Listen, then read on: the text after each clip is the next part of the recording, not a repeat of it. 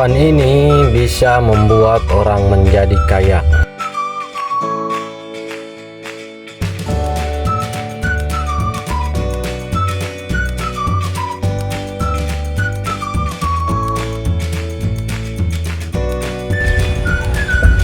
Assalamualaikum warahmatullahi wabarakatuh. Sahabat tani, ini adalah parit yang membatasi hutan dan persawahan. Ini adalah tempat bertani monokultur turun-temurun dari zaman ke zaman. Sahabat, saya masih ingat betul ketika nenek moyang kita dulu bertani, di mana habis panen hanya mencangkul untuk membusukkan jerami, lalu sawah ditebal ikan sambil menunggu jerami itu busuk. Tapi hasil panennya bisa menutupi kebutuhan selama 1 tahun. Bahkan masih tersisa. Itu semua dilakukan tanpa pupuk sintetis sama sekali. Bahkan sebelum membajak sawah, kita terlebih dahulu memanen ikan. Artinya begitu cerdasnya nenek moyang kita dahulu dengan segala kearifan lokalnya bertani tanpa merusak, bertani dengan pengendalian hama alami.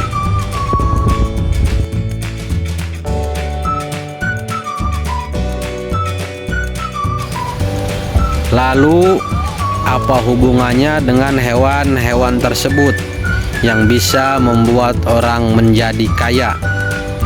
Namun terlebih dahulu saya ingin bertanya kepada sahabat tani semua, siapa yang ingin menjadi orang kaya? Tentunya semua orang menginginkan hal itu. Yang menjawab tidak mau, saya pastikan 2 hal. Pertama, dia sedang membohongi dirinya sendiri. Yang kedua, mungkin dia kurang waras. Begitu ya sahabat.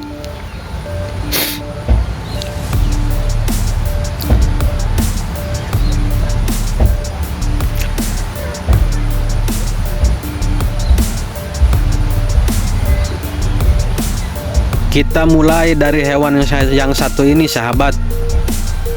Capung. Capung biasanya selalu ditemui di dekat air karena air merupakan tempat di mana akan bertelur. Capung bertelur dengan cara ditempelkan di daun-daun yang dekat dengan air. Capung akan memastikan bahwa wilayah itu bebas dari polusi dan banyak mikroorganisme air. Dengan banyak mikroorganisme air, larva capung memiliki sumber makanan yang banyak, dan telur capung akan menjadi hemimetabola, getok, atau juga yang biasa disebut kini-kini, dan terus bermetamorfosis lagi sampai menjadi capung dewasa.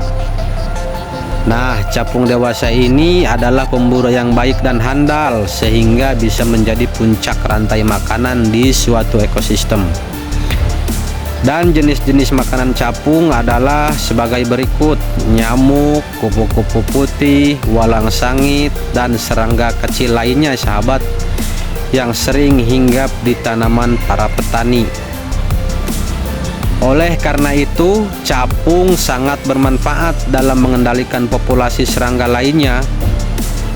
Capung berperan penting menjaga keseimbangan alam dan menjadi pengendali hama alami. Karena habitat capung adalah daerah wilayah perairan, salah satunya sawah. Capung juga memiliki bermacam-macam jenis, tergantung di mana tempat dan iklimnya. Nah, apakah sahabat sudah memiliki gambaran kok bisa hama ini bisa membuat orang menjadi kaya? Terus apa hubungannya sama capung? Tunggu dulu sahabat. Seiring berkembangnya teknologi, berkurangnya pertanian berkelanjutan, tanpa kita sadari hewan ini terancam punah akibat dari penggunaan bahan kimia yang berlebihan ke area pertanian kita. Sehingga keberadaan mereka di alam menunjukkan bahwa ekosistem yang ada masih seimbang dan sehat. Nah, apakah di tempat sahabat masih banyak hewan ini? Sederhananya begini sahabat, hama dimakan capung, capung dimakan laba-laba, dan laba-laba dimakan burung. Burung mati diurai oleh bakteri dan cacing, dan akan dikembalikan lagi ke tanah. Ketika salah satu rantai makanan ini putus, siapa yang rugi? Ya, betul, para petani yang rugi. Terus kalau sudah begini, siapa yang harus disalahkan? Nah, sampai di sini saya yakin sahabat sudah punya sedikit gambaran kenapa hama bisa membuat orang menjadi kaya. Kalau masih bingung juga, ketika capung punah, hama mulai tak terkendali, dan para peneliti dan pengusaha mendirikan pabrik. Coba kita berpikir kembali dan jauh ke beberapa tahun ke belakang. Nenek moyang kita menanam padi hanya 1 tahun 1 kali, tapi tidak pernah membeli beras.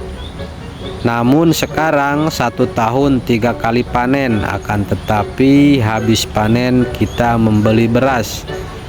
Saya sering bertanya dan mendengar dari para petani, bila saja padi ini bukan makanan pokok, banyak sekali yang ingin menyerah karena pertanian sekarang membutuhkan modal besar.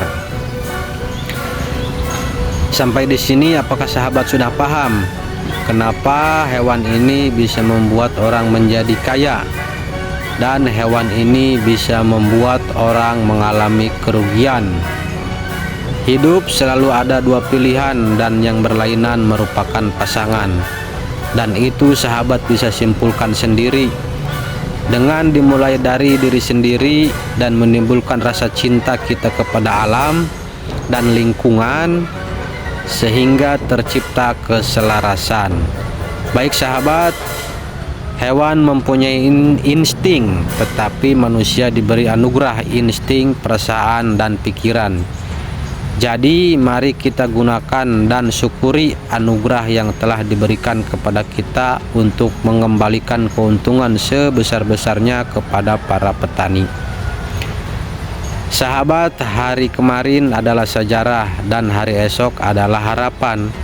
Melalui sejarah kita bisa menggali ilmu untuk menata harapan di masa depan.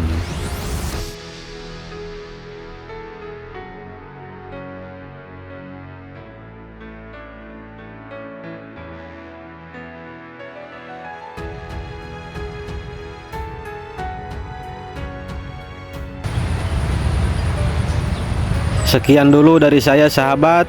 Itulah sedikit sejarah cara nenek moyang kita bertani dengan mengutamakan kesuburan tanah terlebih dahulu. Saya akan melanjutkan perjalanan ke kebun untuk meminta sedikit kesuburan tanah dan memindahkannya ke area perkebunan yang ada di dekat rumah. Terima kasih sahabat, kita semua bertanggung jawab mempersiapkan lingkungan yang baik untuk anak cucu kita di masa depan. Itu dimulai dari hal kecil apa yang kita lakukan. Saya Jihadi Najat Bertani pamit undur diri, sampai jumpa di lain kesempatan. Akhirul salam, assalamualaikum warahmatullahi wabarakatuh.